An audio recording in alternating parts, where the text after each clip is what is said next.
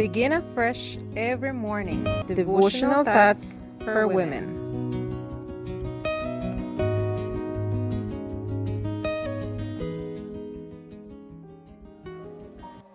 Greeting, my dear friends.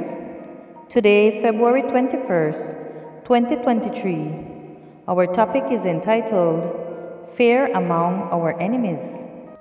The scripture reading is taken from Deuteronomy chapter 2, verse 25.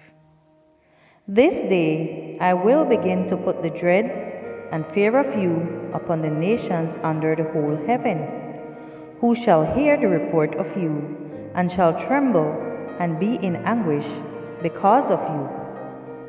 The closer the Israelites got to Canaan, the more trials they had to face.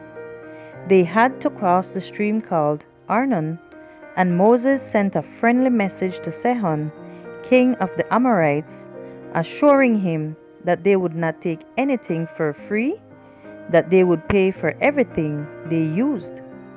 See Deuteronomy chapter 2, verse 28.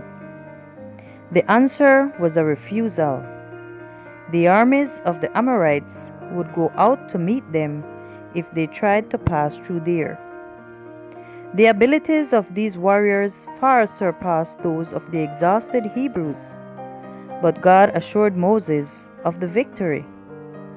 When you are on God's side, the divine warrior will fight your battles and set the date for each of your victories. No matter how weak you seem, nor how strong your opponents are, you don't need to use force or take justice into your own hands. God will be the one to stop evil. Fear and anguish overtook them, and that is enough, because fear can destroy more people than a plague.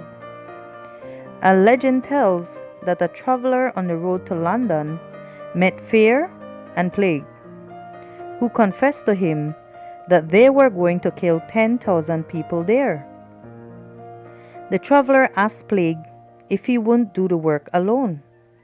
Plague answered saying that he would only kill a few hundred, and that fear would take care of the rest.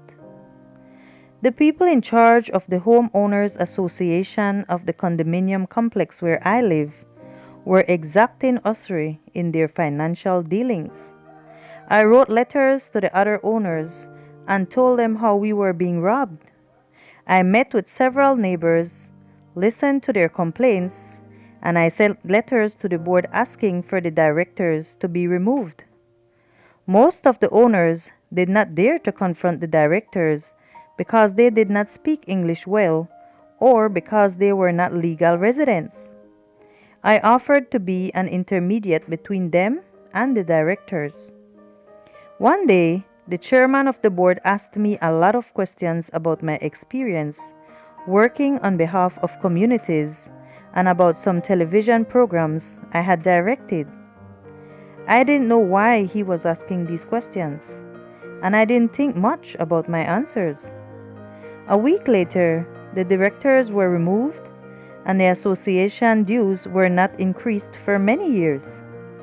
God put his fear in them, and they were afraid they would be publicly exposed. God goes before you in each daily battle. The only thing you need to do is to follow his instructions and trust in him.